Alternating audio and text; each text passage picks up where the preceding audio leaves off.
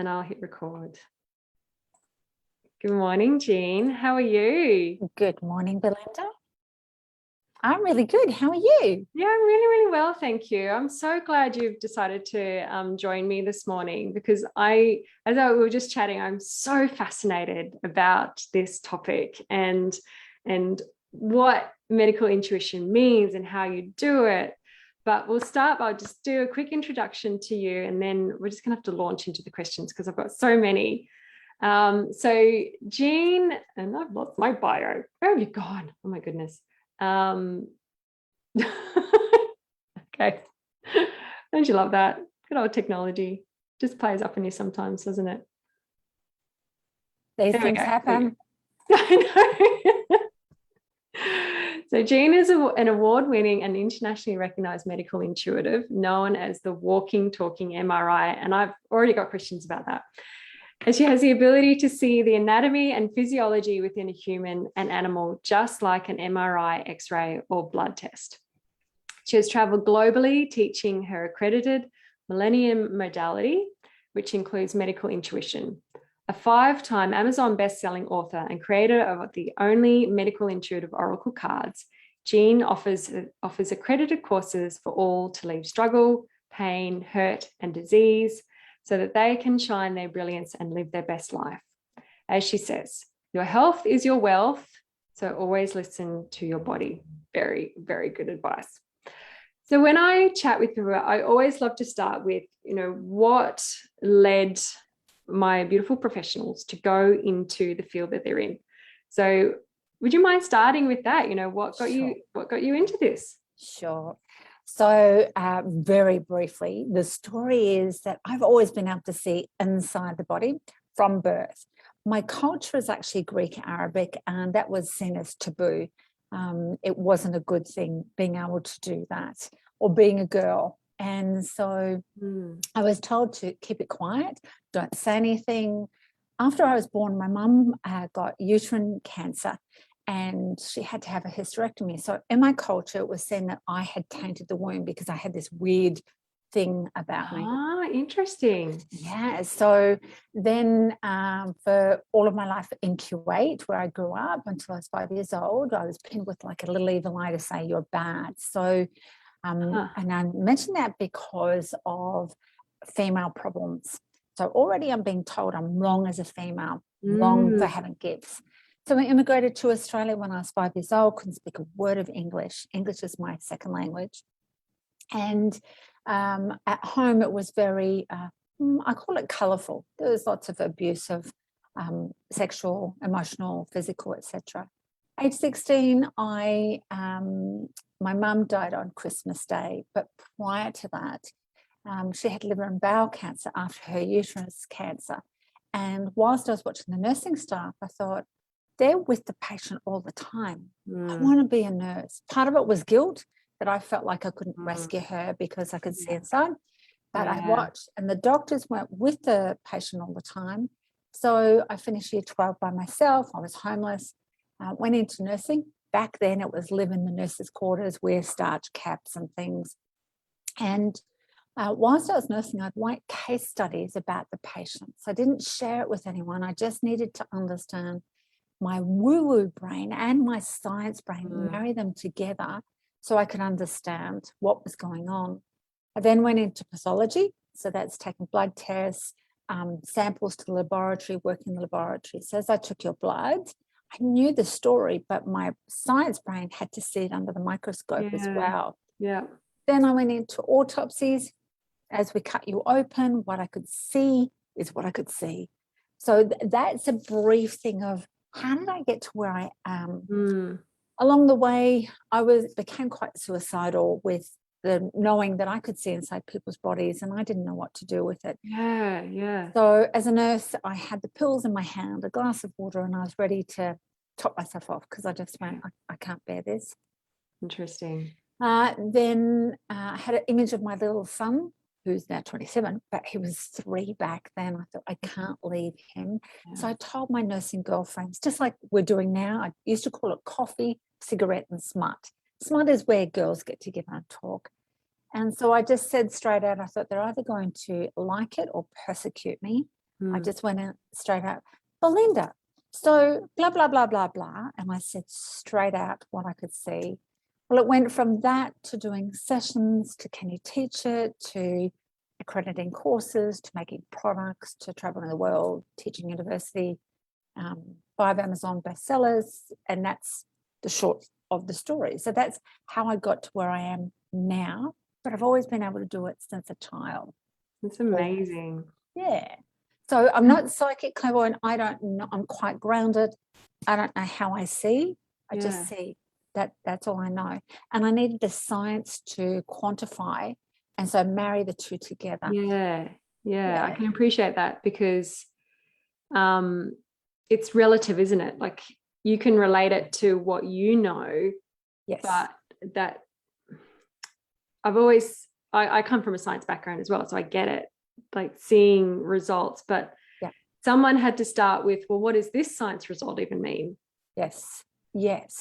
So it's marrying those two. I'm so curious, when you say you see inside the body, what does that mean? What does that mean? So it depends. I say see. So people think it's eyes or third eye. It's just a knowing. So I don't do private sessions anymore, but when I did for 20 odd years, as soon as, we'll say Belinda, yourself booked in, as soon as you booked in, I would just write all these notes, and I would know everything that was happening for you, and whether it was a chemical link, a physical, an emotional, a mental, and I would just write the notes down, have them ready for your session, and we'd delve into what I call the story. So was it guides, angels? None of that. I just knew. And it happens still today. I just don't do private sessions. But when I'm teaching, I can see or know exactly what's happening for the person or animal straight away. So it's not a seeing, which I think is clairvoyance, clairsentient, I don't know, whichever one it is. I don't see. I actually just know, which is like, sounds really egotistical. That's why I say I see. Because how do I know? I don't know how I know. I just know. Yeah, it's so tricky to answer that. It is a gift. It is. Yeah. So how do you teach that? How do I teach that? So part of the courses, it's an 8-day course, and part of it is just unraveling a story. So every dis-ease is a story where something's not easy. It's really hard. And because we don't realize it's hard, we call it dis-ease. Yeah. And so from day 1 right through to day 8, the tips and techniques that the practitioner or the person coming along learns to learn, they're unraveling the story so that they get clarity. And it's actually using the right brain and left brain together rather than just one part of the brain, because we're taught to just use more of the left brain rather than the right brain. And it's awakening to something, awakening to this inner knowing. Every woman, every man, but every woman has it as well. Every animal has it. So a dog will sense whether you are friendly. A child will sense whether you're friendly. It's just that innate knowing. So the techniques that I show allow the person to almost like pull the blinkers down and go, wait, I got this answer. I know this. So when you say the story, are you talking about their personal story? Like you start with their personal story? No. So if you look at, if I was a doctor and you would come for an appointment, I would want to get your history. But if you break the word history down, it's hi and story. So we're saying, hi, what's the story? So we'll just say Gertrude. I use all females as Gertrude, all men are Frank. Gertrude comes in for her story or her appointment, whether it to be the doctor or to myself, and she'll say, listen, every time I get my period, about 3 days before, I crave chocolate. I cannot get enough chocolate. I've got to have the Snickers, the Tim Tams, the Mars bar. So she's saying a story that it's 3 days before, it's before her period, and you learn to actually break down what she's saying. So anything that's 3 days before relates to illusions. Number 3 is illusions. When it comes down to a craving, like chocolate's magnesium. She's highly deficient in magnesium. So hence why women go, give me the chocolate beforehand. And chocolate's a natural pain relief. before her menstrual cycle starts, the period starts. So that indicates that the woman actually needs, and we're not taught this, a woman, if we were living back in a teepee, the women would get together, and it's a grieving process because the ovaries are releasing all the eggs. So in that time, we just need to actually just take time for ourselves and just go, okay, I'm releasing the eggs. So we're unraveling what she's saying. Then she says, then I get a migraine. Great. Migraines indicate a limitation, they indicate high estrogen, the progesterone's low. This is where my science and woo mind comes in. Yeah. Okay, what happens during your period? Oh, I get heavy period and I get clotting. Fabulous. Heavy period indicates that her body is saying, take time for yourself once a month just to enjoy being a woman and enjoy the menstrual cycle. Again, we're not taught that sort of thing. No. And so the period says, and it's like, pad and tampon. It's shouting at you, isn't it? Shouting. And then huge pain, which is, doubled over. It's almost like in a fetal position.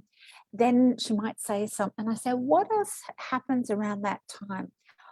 I tend to have memories of, back when this happened. And so then I know the ovaries are linked. Ovaries are about self-preservation. They're about pickling a story. And when we shed the eggs, we're actually trying to shed the pain story of being a woman or not being able to create something. So as that, in this case, woman shares what's going on, there's a story behind a story. So we're finding high story. What's she actually saying? Along the way, it's not just the gynecological body parts, the uterus and the ovaries. There's other body parts that are linking in, because all disease, the whole body says, oh my gosh, it's a bit like Lego. Connect that with, connect that, connect that, connect that. So that's why I say it's a story, and that each body part, you'll hear a person speak. So even when I'm at the supermarket, I can actually hear their story. Hi, how you going? Oh, my back. Bang, I know they're not supported. I keep sabotaging money. Great, I know they're not open to receive. So there's certain things that are linked in to the body. Does that make sense? Yeah. And I know when we were chatting just before, I shared a book that I have that's a similar kind of, it's based on medical intuition in that, but they have, I guess, generalized. And you were saying to be able to generalize, like you'd need a book about this big. Yes. So what's that difference for you? Like, how does that break down between, because you were able to give some generalization, but what's that difference between, a book so that big, generalizing, and one this big generalizing? Sure. So when I teach I should explain what medical intuition means. Besides me being a nurse, there's a medical part. Medical actually means to make the person whole and complete. If I'm going to make Gertrude or Frank whole and complete, I want to know the physical, emotional, mental, spiritual, I want to know the big picture. So how are you going? How's your dog? How's your relationship? I want the big picture. Intuition is that spontaneous insight. And so for me, medical intuition is not a general thing, hence why I don't write a book, because it would be this big. I can give awarenesses, but it's a whole body system that creates the disharmony in the person's life, or, as in disease. And so I can give general awarenesses so that people can understand. And especially when I'm either keynote speaking or teaching at universities or whatever, it's got to be very general. Yeah. When it's one-on-one, we want the pain story, because it's an individualized pain story. We want the person to be aware of it, that somehow they have interpreted and made that occur for them so that they can release it and not be in physical, emotional, mental, spiritual pain. So it's generalized understanding, but when it comes to each person, when you find out what body part means what, it clears quicker and long lasting, rather than just a quickie as such.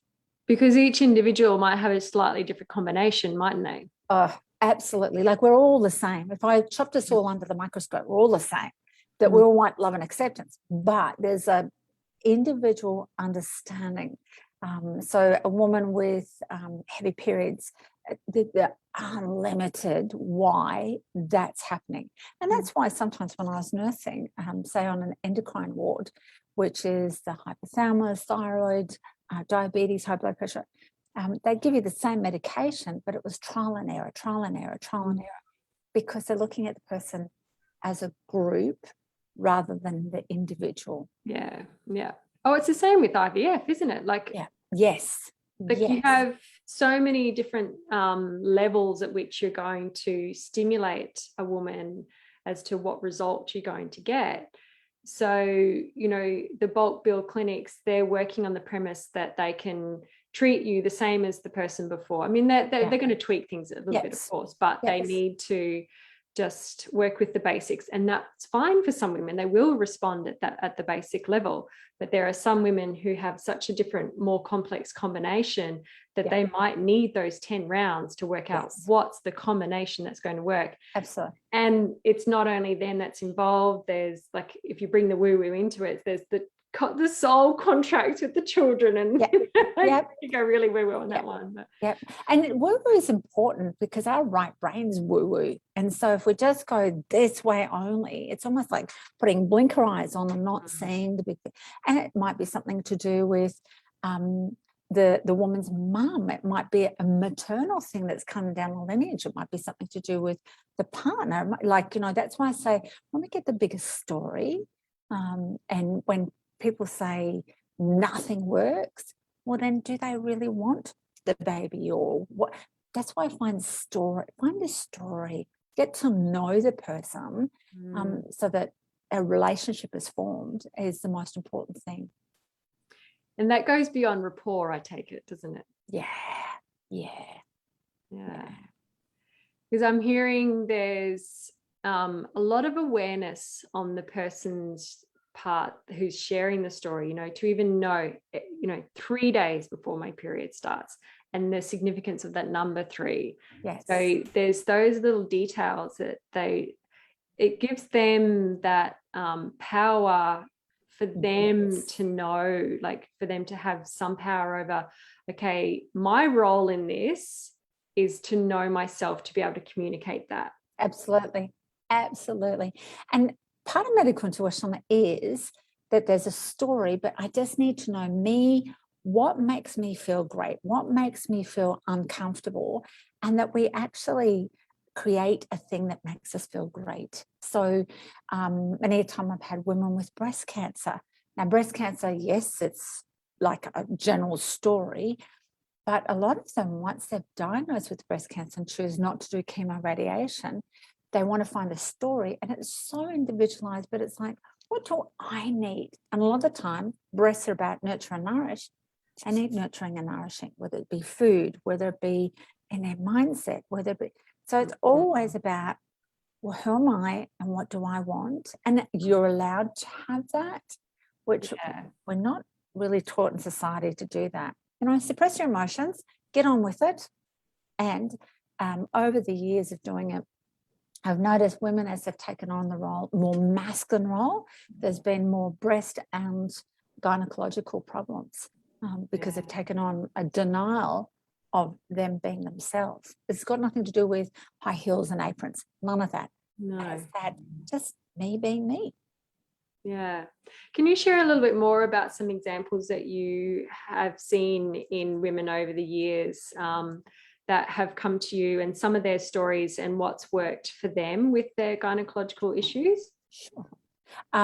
Is there anything that you're thinking of specifically? Because I could go to that. Well, I have a lot of women like with endometriosis or PCOS. So Yes. Let's do endometriosis because it's a hidden, nasty disease. And I say nasty because it's hidden away and it's incredibly painful. Incredibly. Women just think, oh my gosh, it's just period pain, and yet they're doubled on the floor just in chronic pain. Yeah. So endometriosis, let's take the uterus, tiny little thing, but so many problems. The uterus is all about how we house things and productivity. And what we're going to house is a baby if I'm going to go very basic. Our job is to create a baby, and that's it, on a very Biologically, yep. primordial thing.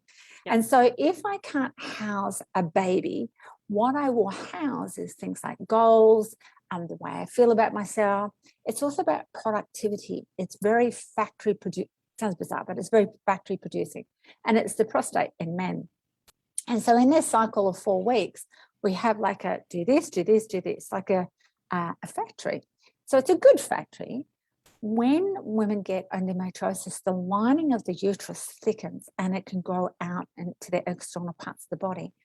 And what they feel like is they can't produce the life that they want.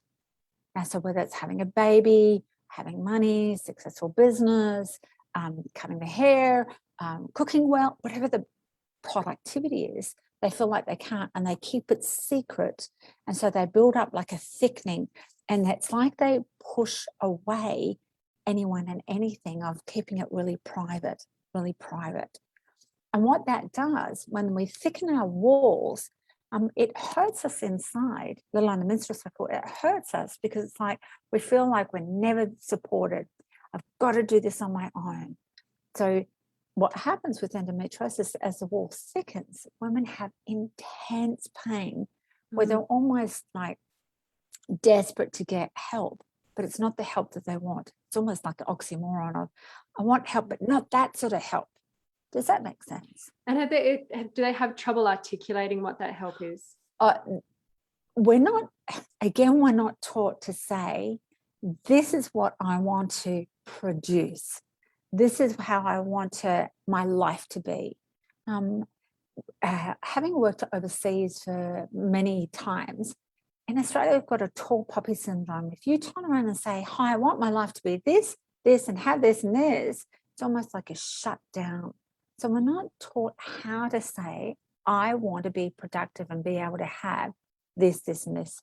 And it could be really little, such as a neat and tidy house or $1 million business, whatever the scope is. Yeah, they're not aware of how do I say it. And then they feel like a failure that they can't produce it. So that's where the walls thick as such. So they don't know how to say it.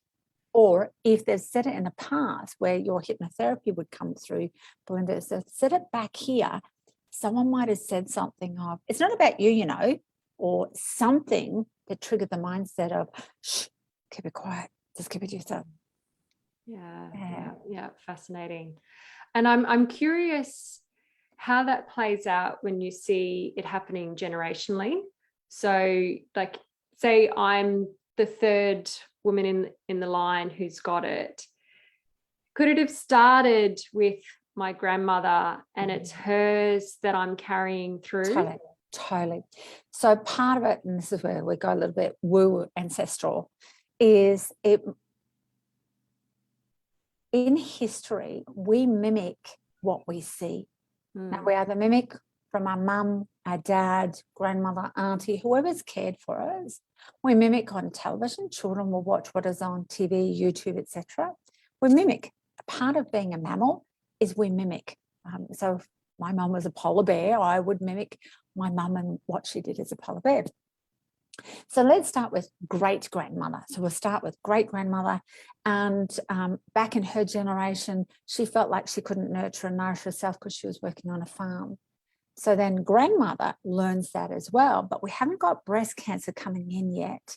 And then mum starts to learn it and she develops breast cancer. Emotionally, she's now being taught, shh, get on with it. Your grandmother didn't do it, so get on with it. And then me repeats the pattern, and then the daughter repeats the pattern, unless we become aware of, oh, what do I need? What do I need? Now, breast cancer is also on the nipples, are the nipple chakra, which is about what do you need? I need nurturing and nourishing. So sometimes breast cancer is not the breast, it's actually the nipple chakra. So it can start from a lineage type thing as well. But that's, again, when I hear the history, I ask, and doctors will too. So did your mother have breast cancer? Did her mother have breast cancer? But they're looking for more of a genetic thing. And genetically, it can skip. So Like, this has not got to do with female stuff. My older son was born with lots of birth defects, lots and lots and lots. There is no history of them at all on either side, myself or my husband's side, of these birth defects, none. But when I look at it, such as he had a cleft lip and palate, so he had nothing here and no roof of the mouth, it was about not speaking up. Well, that was me. That was my mum. But we didn't have the physicality of it. So in his generation, he came through. My next son, no birth defects at all. So medically, they'll look for the genetic, but it's looking at the emotional and mental aspect is really important, which then we go into epidemiology and all that yum stuff as well. Ooh, tell me more. While you tell us about that, I'm gonna look for see if there's any questions that have started coming through. So epidemiology is looking into the science of history repeating itself related to disease. A lot of it comes from mindset, cultural. So I'm going to go to my culture of like the Arabic side, because it's Greek Arabic side. You've got women, like I grew up with the full burqa, don't show yourself, don't expose yourself, don't be popular, none of that. So hereditary wise, I was taught, don't shine. And what do I teach? But shine your brilliance. Don't shine. My mum did extraordinarily well. She died when she was 43. I'm 54. And she shone really well, but she learned to shut down, not through her mum and dad, but through the relationship. So epidemiology comes to a mindset too, wherever you are, whether it's in a relationship or culture or whatever. And we can actually change it. Epidemiology is very based around thought processes as well, such as go back to breast cancer or uterus cancer, and secondaries go into the bones. Bones are where our core beliefs and values are held. And so if the person hasn't changed their beliefs or values about I need nurturing, it can go into the secondaries or the bones. Yeah, wow. There are a couple of questions. Yes.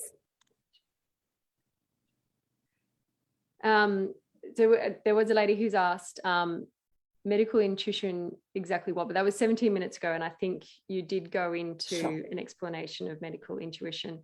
And Lisa, as I shared before we came live, was a client of mine who had extreme ovarian type pain yesterday, immediately after we had Reiki. But she's told me since that she was very, very, very relaxed compared to how she would normally be experiencing that level of pain. And she said, as you're both speaking, I'm having visions of myself rocking yesterday. It feels very intuitive. So that's that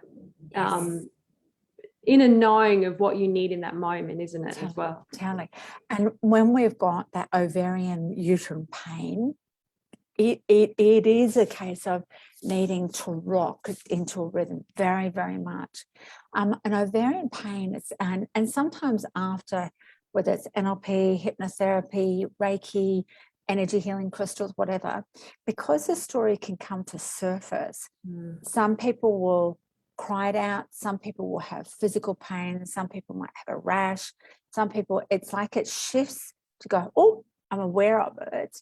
I'm a bit sooky lala. I always say, can I just cry it out in 10 minutes because I don't want the pain? I'm so sooky on that level. So when it's ovarian, ovaries are about, as I said, pickling the story, and whatever the story was, like pickling tomatoes or pickling gherkins or whatever.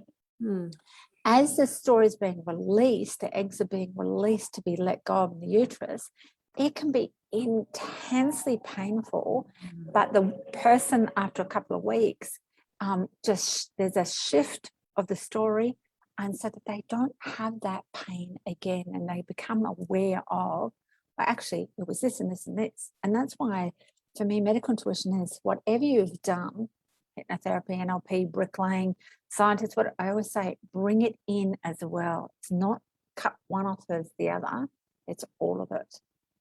So say that again, bring it in as well. What do you mean by that, sorry? Sure. So when people have come to learn medical intuition, that's a modality in itself. But if someone like yourself that's got NLP or hypnotherapy or Reiki or whatever, you've learned that, bring that in. It's like a Mary Poppins basket that you go, right, for this person, we need that, and we need this. We need the whole picture, because medical needs the whole picture. Yeah. The whole picture. Yeah. Yeah, no, that rings really true for me. And I feel that's why the Reiki has rounded out my practice so beautifully. Like even with Lisa yesterday, as I was saying, you know, I got her into a really, really deep, relaxed state with the Reiki, but brought in a hypnotherapy practice, and it's that much more deeper and that much more powerful because she's in such a relaxed state. So I love the idea, and it does feel quite intuitive what I'm saying. So I don't have scripts in front of me at that point because I'm standing there with my hands over her and it's coming as it comes.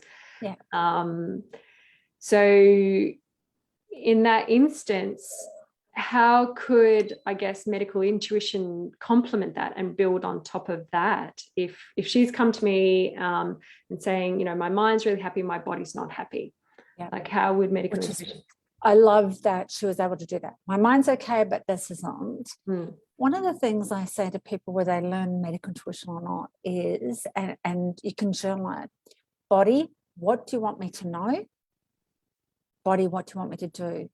And people don't think they can access it. You can journal it, you can meditate, you can be in the shower washing your hair. And the answers usually come when we're doing something else. While you're washing your hair and you've got shampoo all over it, body, what do you want me to know?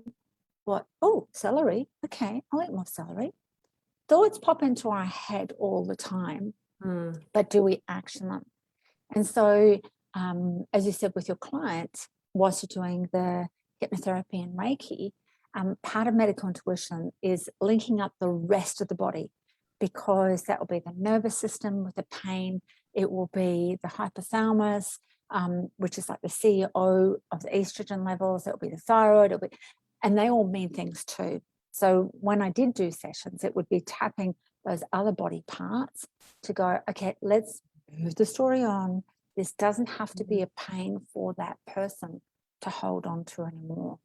It's coming back to a state of completeness rather than staying in pain. Gosh, I know there's a lot of women who would love to be in that position where they're moved on from that story. So I'm hearing that, yes, there are some general kind of, I guess, stories, but for women who are experiencing endometriosis, PCOS, fibroids, PMDD, these gynecological issues, it's not just about the uterus and the ovaries. There's so many different connections, which they'll very quickly learn by going through the medical normal system, you know, that these, even the pill is talking to the brain. It's not talking, you know, like it's giving instructions there. But for them to be able to start to understand themselves and communicate what's not working for them is to get that story, like really understand themselves. That's their role. And I'll give a little plug. Quendo has an app that they created last year that you can actually journal these things on your phone. Like it's there with you. And it's really, really helpful to capture this kind of information. But whatever works, I'm hearing whatever works in terms of being able to write down and understand your story, because that's what can be unpacked and moved on and released. Yeah. And to be honest, I'm going very general. Breast and uterus, both of them are about nurture. And what's a natural woman's gift? To nurture. And yet it might be that they're nurturing everybody else, but not themselves. And as I said, we've forgotten how to do that aspect. And it was, as you know, identities change on roles and the snags and the whatever else is that we've had over the time. We've forgotten that you can nurture yourself. You can nurture yourself. What is nurturing? For me, eating a mango. Oh my God, that's the best nurturing ever. slobbering it all over your face, that's nurturing. Or yeah, if I'm not working on a Sunday keynote speaking, we have a POG day. POG, I don't know what it means, but POG day is stay in pajamas, Ugg boots, hair's not done. That's nurture. And so a lot of the female diseases, as I said, breast and uterus, gynae stuff, relates to just nurture the idea, nurture yourself. But a lot of people don't even know what to nurture means. What is that? Yeah, that's really, really, really important advice. And I hear what you're saying. And, you know, I come from a science and engineering world, which is predominantly males, and it's very masculine. It's very, you know, productive, and you're working in that, then with those masculine traits. And when I was experiencing infertility and I wasn't so much experiencing the endometriosis symptoms by that point anymore, other than the infertility. But I had to cut back hours. Like, I was a team leader of 17 engineers and scientists, and it was boom, boom, boom. You know, I was like, I'm going to be an executive mom, and, you know, like, do this and get up high. And when that wasn't helping produce a family, I had to shift. I started going to the women's health yoga. I started, you know, working less hours. So that really rings true for me, and was one of the biggest lessons. It was a little bit harder when I couldn't fall pregnant the second time. So I was like, hang on, I learned the lessons the first time. I'm looking after myself better, but there was something else I needed to nurture and learn through that process, because we're complex beings. We've got our own individual stories, haven't we? Yeah. And you said productivity. So whilst the uterus is full of productivity, looking after those 17 people, you've got no space in there for a baby. So the body naturally, on a really limbic brain, says it's full. I can't take a baby on because the productivity is based around And it's the same with miscarriage. When women continually miscarriage, is their lives are so full. Because I had a couple of clients years ago who tried IVF and wish program and all sorts of things, but these women were so high-flying corporate of productivity, external and business and whatever. It was full. So the limbic brain sends out these messages of, don't put anything in there because you can't grow it. You haven't got time to grow it. Just let it go through. It's all right. Move on. Now, that sounds awful, but that's what the body says. So definitely. Yeah, we're talking like real general, aren't we here? Yeah. It's like, what do you say to the woman who's then saying, but I have every right to be an executive and be a mum? Oh, you bet. Absolutely. And you can have your cake and eat it too. It's actually booking in or blocking time for yourself of when you're in that space or that space, whatever it is, because you could be a high-flying executive and have a nanny or whatever you want. It's giving yourself space to nurture all concepts. Yeah. To nurture the executive, to nurture income, to nurture houses, to nurture whatever the thing is, and nurture yourself and nurture the baby. It's just when we fill up with just one thing and we put that to the side, we're not actually nurturing it. We're just going, oh yeah, that'll be another job to do. And that's where sometimes it doesn't take for the more executive woman, because they're so focused on the productivity of the executive side that, again, the limbic brain just says, not now. Yeah, so true. Like, I was distracting myself. It like, that's supposed to happen naturally. That's supposed to happen. I'll just do this to fill my time. I'll just do that to fill my time. Didn't work. Anyway, so there haven't been any more questions come in. Was there anything else that I haven't asked you that you really wanted to make sure you covered today? I think the main thing for any woman with any of these types of situations is the nurture, is to be able to, one, what women over the 25 plus years I've been doing this, really bag themselves out. It's about embracing myself as a woman. What am I great at? balancing, listening to your own intuition, checking in yourself, like you said, instead of filling up your time with all of this, can it be more balanced type thing? Yeah. What do I need? What do I need? Not what anyone else needs. What do I need? Is it yoga? Is it going for a jog? Is it eating a mango? What do I need? Because the female anatomy is about nurturing. That's our primary role. And to nurture something is to take a seed, water it, fertilize it, watch it grow, enjoy the growth, enjoy the journey until we birth it. And then we, again, watch it grow. And that's actually us. And that's what I mean by bag ourselves out, is women don't look back and go, gosh, I did a great job yesterday of baking the cake or tidying the house or earning income. It's nurturing all aspects. And then probably the gynae women stuff would probably relax a bit. There's no need to push through. So have a look at yourself and just schedule in that time for just you. That would be really amazing. Great advice. Definitely. It's the reason my business is called Be Kinder to Yourself. Oh, yes, and yes, definitely. Yeah. Oh, thank you so much for your time. It's been so fascinating talking with you and hearing about this really powerful concept of understanding yourself and your story and what you need, and then how you can make those shifts by even just listening to your own intuition from your whole body, your whole system, all facets of you. So I really, really appreciate your time and sharing that this morning. Pleasure. So, I would love for you to pop your links down in the bottom as to how people can, I know you've said you don't work with people one-on-one, but what does that mean in terms of people being able to connect with you and being able to tap into your brilliance, maybe your books, and those cards and things like that. If you can pop that in there. Absolutely. That'd be amazing. Thank you. Hey, Deb.